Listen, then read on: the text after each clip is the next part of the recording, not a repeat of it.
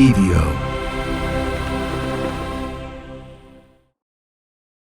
The body of John Wilkes Booth was transported back to Washington under the orders of Secretary Stanton.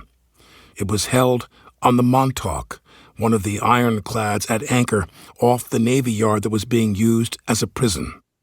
When he learned that Booth's body was on its way to Washington, the first thing that Stanton wanted to do was to be 100% sure that this was John Wilkes Booth.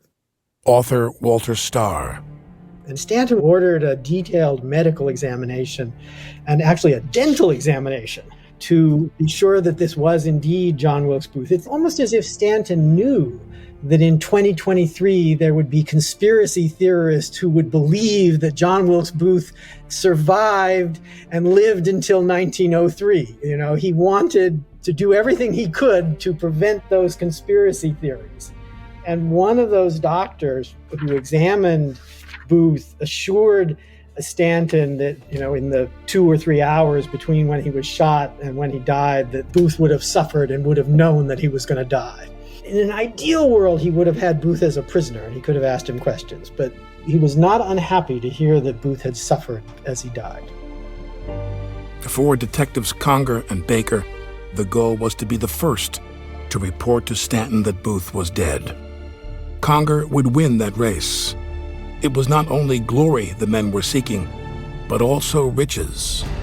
With Booth dead and the other conspirators locked up, it was time for those involved, and many who were not, to make a play for their share of the reward money. The Washington City gold rush of 1865 was on. Welcome back to the Ides of April.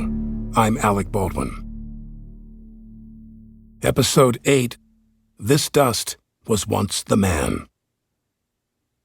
There were thousands of tips from thousands of people, all of whom fought with varying degrees of fervor for a slice of the reward money pie. The battle lines were drawn on 3 different fronts. There was the Lewis Powell reward, the George Atzerodt reward, and finally the Booth and Herold reward. The Powell reward of $5,000, or $158,000 in today's money, was split between 10 claimants, both military and civilian.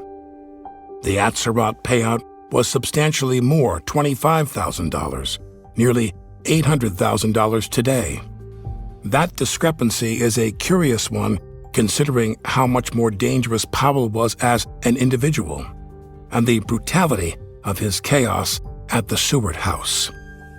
The Atzerodt reward was split between 9 men, the 8 soldiers who apprehended him in Germantown, as well as the civilian who provided the tip as to his whereabouts. That leaves the Booth reward. Tremendous infighting ensued between the camps of Everton Conger, the Baker cousins, and Lieutenant Doherty. The disputes lasted over a year. When it was settled, the United States Congress, in coordination with the Treasury, settled on the following payouts. Everton Conger received $15,000, or nearly $500,000 today. Lieutenant Doherty received $5,250, just over $160,000 today. Lafayette Baker, who stayed behind in Washington, received $3,750, or $118,000 today, while his cousin Luther received $3,000, just under $100,000 today. The 26 men of the 16th New York each received $1,653.84, or $52,000 today. Surprisingly, Boston Corbett, the man who killed Booth, wasn't singled out for a larger payday, though he tried. While cases for the reward were being made, the question of what to do with the corpse of John Wilkes Booth was being addressed. Edwin Stanton would not allow any burial site to become a shrine, whether recognized by supporters or detractors. He wanted the entire business over and forgotten. To achieve this end, a somewhat elaborate ruse was concocted to throw anyone who might be watching off the scent. And there were many, many people watching, in the hopes of discovering the final resting place of Booth. The ruse consisted of a decoy mission that would lead onlookers to believe that Booth was disposed of in the ocean. A decoy body to which heavy weights were attached was loaded onto a rowboat. The boat was manned by 2 soldiers who rowed out far from the shore and went through all the proper motions for a burial at sea. Meanwhile, the real body was laid in the bottom of a different boat manned by the Baker cousins, Lafayette and Luther. The boat arrived at the old Arsenal Penitentiary before anyone was the wiser. Several publications, in fact, took the bait on the burial at sea, and the news was widely reported. Stanton had assigned Major Benton of the prison to oversee the actual burial of John Wilkes Booth, and he had a spot already picked out, one that could be kept, as he said, under lock and key. Meanwhile, the trial of his co-conspirators was about to begin. Although civil courts were operating and all defendants were civilians, Stanton ordered the conspirators to be tried under a military tribunal. Lincoln historian Howard Holzer. Booth's fellow conspirators are imprisoned, and the decision is made that a military tribunal will hear the case, which kind of means a stacked trial. And the additional argument being that Abraham Lincoln was killed because he was the commander-in-chief of the American Army and Navy.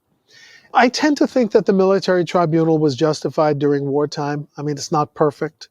Neither is any of the constitutional relationships between the press and free speech and the president, military authority, military trials of civilians during the war. It was all imperfect and conducted in the name of restoring the Constitution. The differences between civil and military court are substantial. For starters, military courts heavily favor the prosecution. There are no judges. Instead, military officers fill the roles of jurors who ultimately decide the fate of the accused. And speaking of the accused, unlike civil court, there is no presumption of innocence, and no requirement for the proceedings to be public. And a unanimous verdict isn't necessary for conviction, only a simple majority.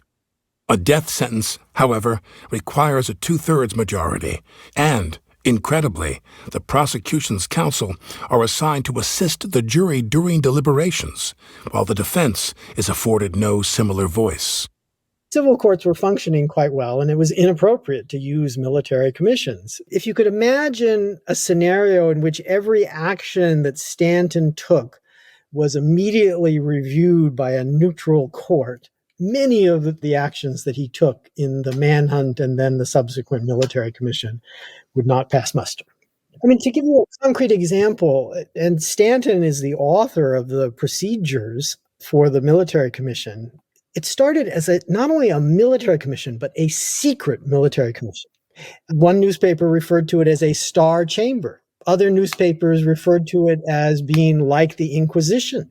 And Stanton actually sort of increased this because initially he didn't even allow the prisoners to see or be seen. Not only does Stanton choose the people who serve as the prosecutors in the Booth trial, but he chooses the generals who will serve as the judges.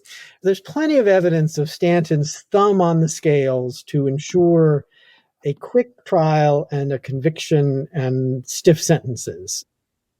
One of the Lincoln conspirators would benefit greatly from this ruling, but the rest were at the mercy of an angry, grieving nation that was thirsty for vengeance.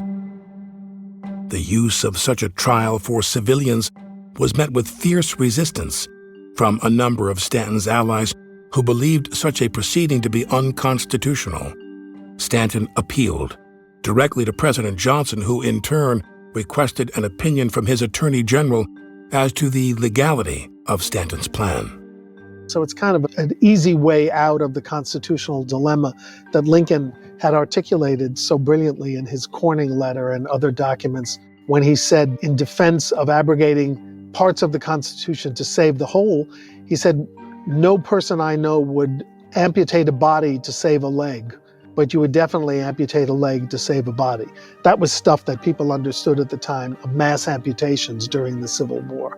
So that hit home.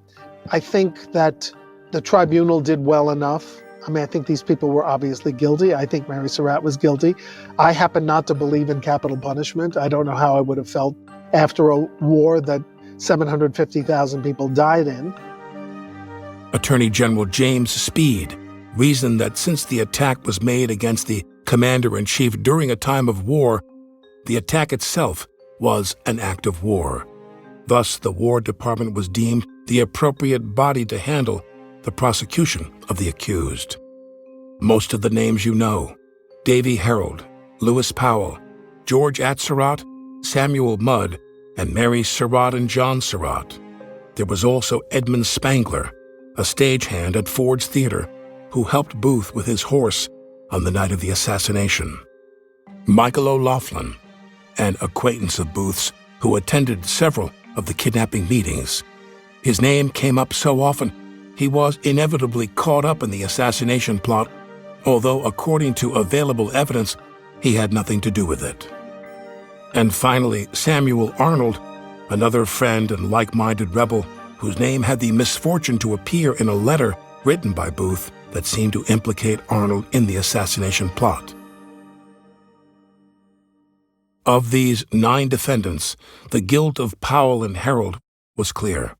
The same goes for Atzerodt if you take into consideration that he agreed to participate in the conspiracy, although he never harmed his intended target. The guilt of Mary Surratt was never proven beyond a reasonable doubt. It could never be established that she knew about the plan. What is believed to have sealed Mary's fate was her denial of recognizing or even knowing Lewis Powell when he was arrested at her house. It was easily proven that she, in fact, had known Powell. That obvious lie allowed investigators to assert she was lying about everything else. Although it was his professional responsibility to do so, Dr. Samuel Mudd was arrested and tried for giving comfort to Booth for treating his broken leg. Mudd also sent the 16th New York Cavalry on a wild goose chase in the days following the attack. But since it was after the fact, he couldn't be tied to the murder conspiracy itself. As mentioned previously, John Surratt wasn't even in the country on the night of April 14th, and he wanted to keep it that way. He fled to Europe for 18 months before coming home to face trial. By then, he would be facing a very different system of criminal justice. The first and only war fought entirely within the borders of the United States led to some very dramatic shifts in our federal laws and how those laws were applied. This includes, specifically, Lincoln's suspension of the writ of habeas corpus. Just 2 weeks into the Civil War, President Lincoln suspended habeas corpus between Washington and Philadelphia. This was in order to arrest and detain people who were thought to be rebels attempting to prevent Union troops from necessary military actions. Habeas corpus, translated from Latin, means "show me the body." Basically, what's referred to as the Great Writ forbids a person from being held unlawfully. The authority holding the person must show the body to a presiding court and show evidence that the detention is lawful. Otherwise, the person must be released. It's a safeguard against arbitrary executive power. The creation of the writ can be traced to early language in the Magna Carta, but the Habeas Corpus Act wasn't passed by British Parliament until 1679. Since then, it has been a bedrock principle of jurisprudence for democratic republics the world over. The courts disagreed with Lincoln, but he did it anyway. In September of 1863, Congress passed the Habeas Corpus Suspension Act. The act allowed the president to officially suspend the writ while also releasing the president or any of his subordinates from liability for earlier suspensions of the writ that occurred without congressional approval. Lincoln invoked the act 6 months later. He suspended habeas corpus protection throughout the Union for cases involving suspected traitors, spies, enemies of the state, or any military member. Lincoln then stretched the limitations of the act by insisting that it also granted the government the power to try civilians in military court. This would eventually be tested, but not in time to save those conspirators sentenced to hang. The conspirators were held on the Montauk and the Saugus while awaiting trial, except for Samuel Mudd and Mary Surratt, who were confined to cells within the old penitentiary at the Washington Arsenal. Mary Surratt was given slightly better treatment than the others. She was permitted to not wear leg irons and had a larger cell with more natural light. The men imprisoned on the ships had a far rougher go of things. Lewis Powell allegedly made a suicide attempt by running headfirst into the wall of his cell. He was unsuccessful, and as a result, all conspirators were forced to wear heavy padded hoods for the duration of their confinement.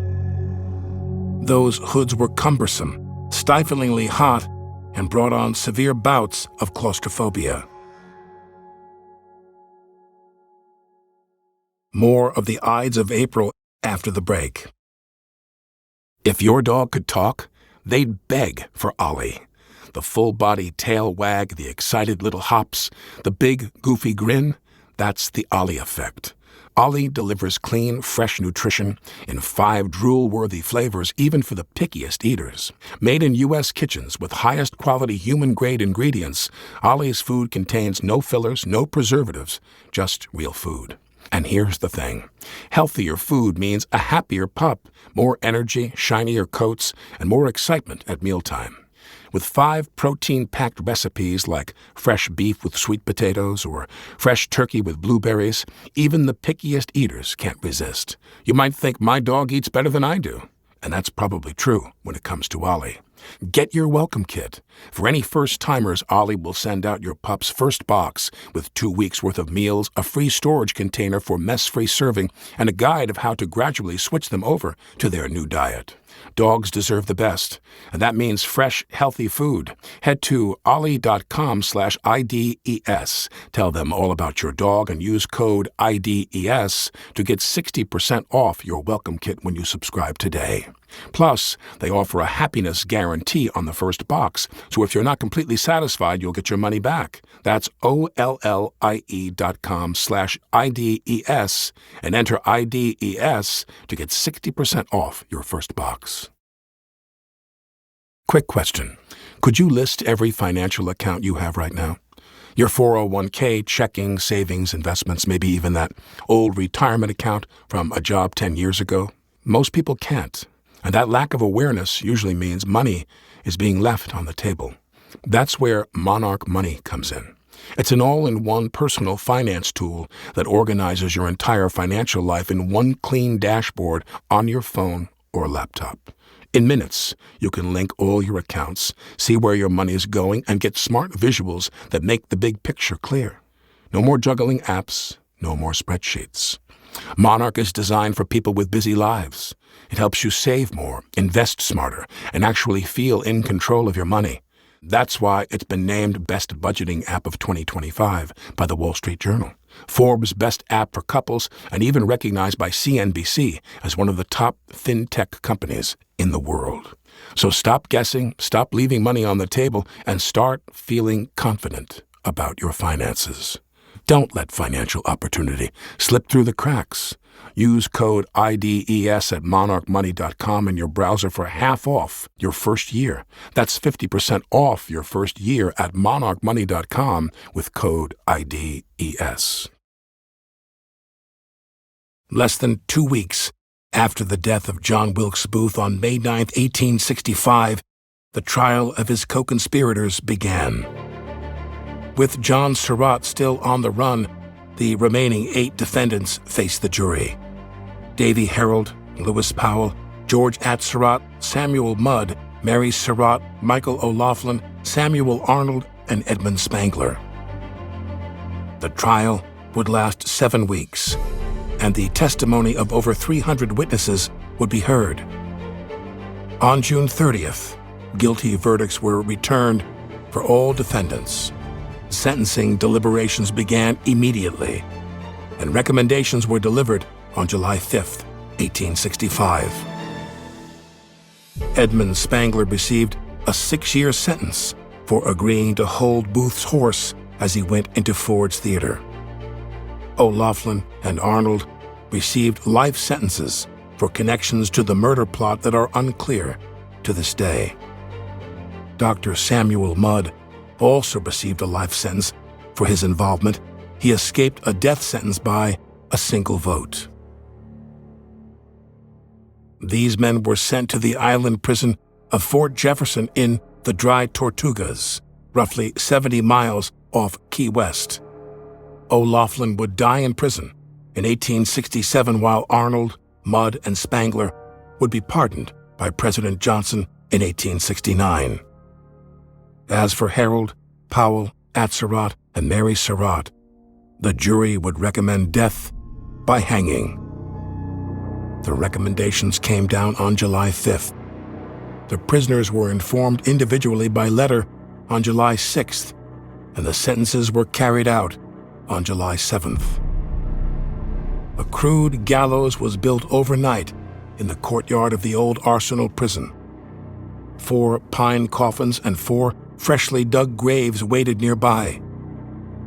Media was barred from interviewing the condemned. Last-minute appeals from the Surratt family were unsuccessful.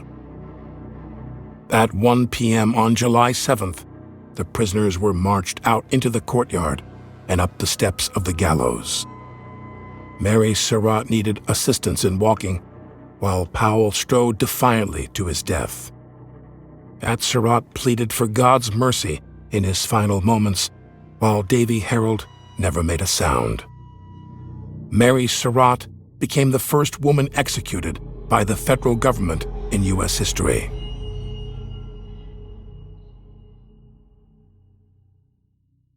It would be 18 months before her son, John Surratt, returned to America to face justice.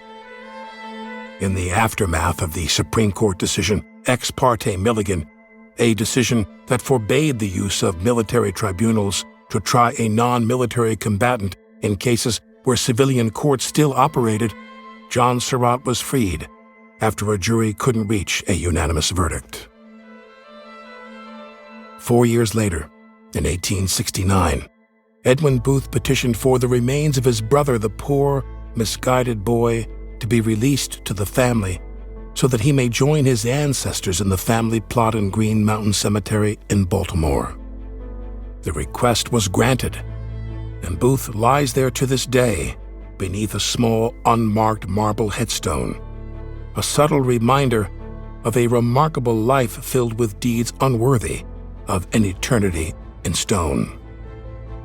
It is interesting, though, right? After just 4 years, by 1869, they're willing to pardon Booth's kidnapped team members who were living down in prison off the Florida coast.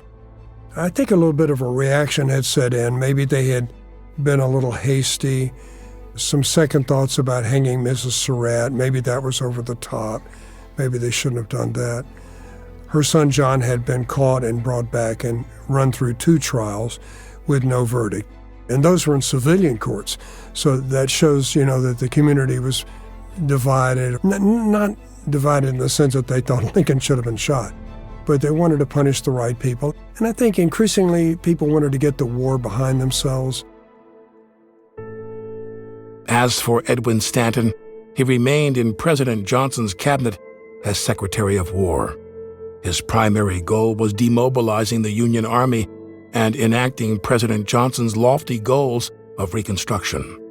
Stanton and Johnson had a combative relationship that ultimately led to impeachment proceedings in 1868 after he tried to fire Stanton in violation of the Tenure of Office Act.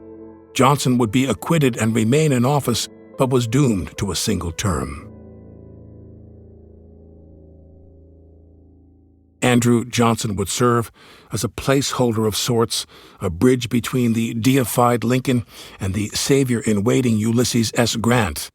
Grant won the White House in 1868 and nominated Edwin Stanton to the Supreme Court after taking office in 1869. Stanton received approval from the Senate only to die 4 days later at the age of 55. Andrew Johnson left office in 1869, but he wasn't quite done with politics. He was elected to the Senate in 1875, representing his home state of Tennessee. He was sworn in on March 5, 1875, but would die of a stroke 5 months later on July 30th. He was 66 years old. Johnson remains the only former president to serve in the United States Senate. Perhaps the most enduring legacy of the Civil War years are what are referred to as the Reconstruction Amendments. The 13th, which abolished slavery, the 14th guaranteed equal protection under the law for all U.S. citizens, and the 15th granted that the right to vote would not be denied based on race, color, or previous condition of servitude. In essence, these amendments freed the slaves, granted them citizenship and legal protection, and enshrined their right to vote. These amendments, along with the Bill of Rights, most clearly define the power of American democracy and its duty to ensure a government of the people, by the people, and for the people. When I was working on the Seward book and I would tell New York City taxi drivers what I was doing, they'd say, "Oh, Seward's folly, he bought Alaska." It's the one thing that Americans know, and it's true. He bought Alaska. I assure you, when I've gone up to Alaska to speak about Seward, they love Seward in Alaska. And, it is a great accomplishment, and it would not have happened but for him surviving the assassination attempt and then remaining in the cabinet and negotiating that purchase. His deep friendship with Lincoln aside, Seward's contributions to the war years were immense. Simply put, his expertise in matters of foreign affairs prevented intervention from potentially hostile nations that might very well have turned the tide of the war against the Union. Seward was also a Secretary of State with tremendous imagination and ambition. He sought peaceful, territorial expansion in order to prepare the young nation of the United States for what he saw as a truly limitless future. The Alaska Purchase of 1867 was dubbed Seward's Folly by his detractors. It was considered unfarmable tundra, akin to Siberia. But Seward saw Alaska as a gateway to the growth of American trade in Asia. The purchase would prove to be among the greatest acts of expansion in our history. Subsequent gold strikes, statehood, tourism, and oil reserves cemented both the success of Seward's decision as well as his personal legacy. After Inauguration Day, in March of 1869, William Seward retired from politics and returned home to Auburn, New York. It wasn't until 1871 that Seward finally returned to Auburn for good. He settled in to write his memoirs, but succumbed to an illness less than a year later. He died on October 10, 1872. Though he had once eclipsed Lincoln in stature and influence before Lincoln's election, Seward would never quite reach the lofty status of his friend, the president. Seward's contributions to our nation are immense. His belief in peaceful expansion and the power of immigrants to strengthen a nation persist to this day. Seward lived with the scars from his attack for the remainder of his life, with more than a little regret. He remarked that he should have been martyred with Lincoln on the evening of April 14, 1865. He's quoted as saying, "I think I deserve the reward of dying that night." One person who liked Lincoln, so I say that because I don't want this to be misunderstood, said that Lincoln could not have died at a moment more advantageous for his reputation and legacy, right? Because he is, first of all, a humanitarian by freeing the slaves, a victor by winning the war and reuniting the country. And then at the peak of his fame, before he has any chance to slip or screw up or do anything stupid, he's turned into a martyr. That it's hard to imagine a set of circumstances under which he had given his life to greater advantage for his fame. And I don't see any way to improve that. I think that's an exactly accurate reading of what it is. Seward House Museum Director Maria Coleman. He is well known. He's having audiences with kings and queens and heads of state in all of these different countries. He's being showered with gifts in each of these locations, being dined. So he is really getting the star treatment as he's making this journey. But also important to remember, this is after a severe carriage accident. This is after an assassination attack on his life. Yes, he went back to work for those years and purchased Alaska. Yes, he went on this extensive world tour, but he is not in the best health. He is not in the best shape. His right side never fully recovered from the carriage accident injuries. It's becoming partially paralyzed as he ages. It is very hard for him to get around. So yes, he's taking this great expedition, but he is basically, in some points, being carried from place to place because he is so frail. Also, the side of his face where he was stabbed by Powell remained kind of slack and loose after this point. He had scarring there as well. And if you looked at him straight on, you could see where one side of his face kind of hung down from that stabbing, which is a reason why you don't see that often, because after that point in time, Seward never posed for photographs straight on. Seward is, again, in that office in his Auburn home when he comes down with pneumonia. It is soon becoming clear that he's not going to survive that illness on top of his already frail state, leftover old injuries from back to the carriage accident. And so the whole family in Auburn is surrounding him in his office. And they ask if there's anything they can do to make him more comfortable. He says, no, simply love one another. So those are Seward's final words before he passes away at the age of 71 on October 10th, 1872.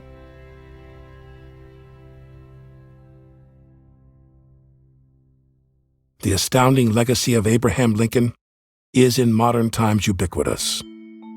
He's on the penny and the $5 bill. The Lincoln Memorial in Washington, D.C. is among the most visited landmarks every year. Thousands of books have been written about him and his accomplishments. His face is carved in stone among the great American presidents on Mount Rushmore. Also of note, in 2013, an algorithm was created to discover the 10 most significant human beings to ever live based on their impact on humanity. Lincoln ranked 5th on this list, behind Jesus, Napoleon Bonaparte, William Shakespeare, and the Prophet Muhammad.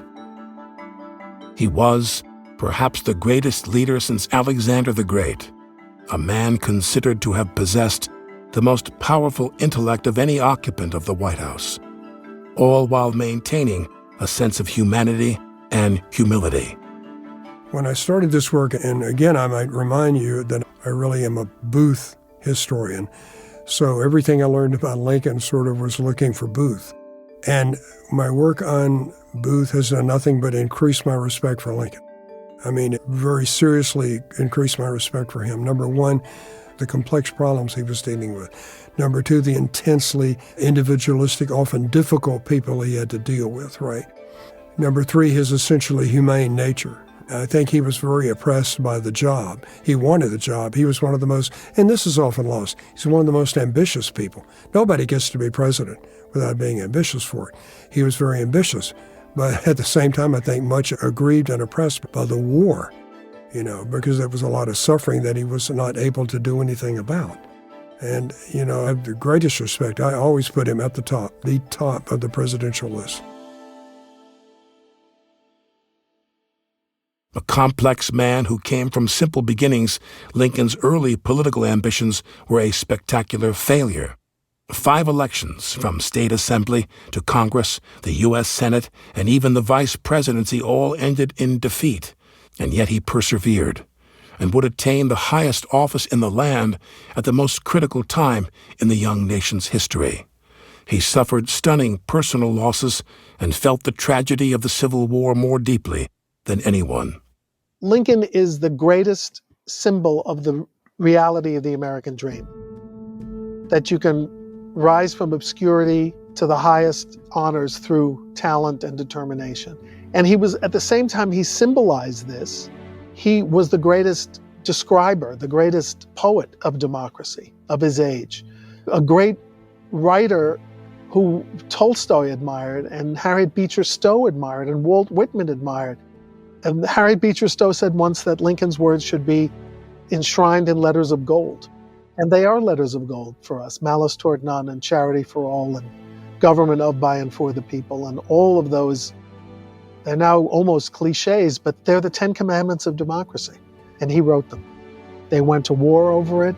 Lincoln would not relent. He would not give in to traitors. He would not give in to insurrectionists. He would not give in to white supremacists. He would not give in to violence. It took violence to quell the rebellion, but he would not accede to overturning a fair election in the United States.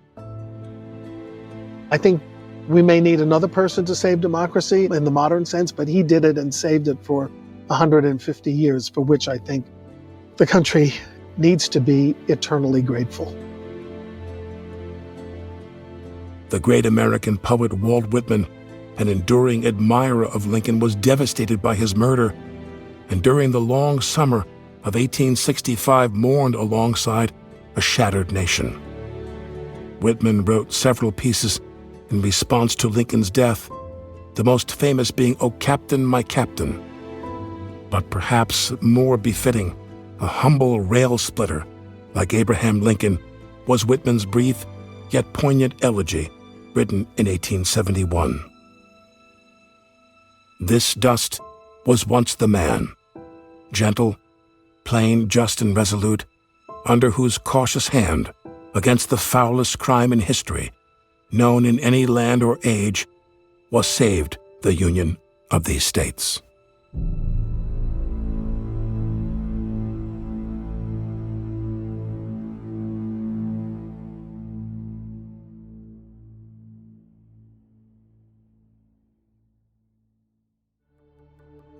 The Ides of April was created, produced, and written by Brandon Morgan. Our executive producers are Brandon Morgan and Matt Del Piano. Zach McNeese is our story editor, sound designer, and mixer. I'm Alec Baldwin. Thanks for listening.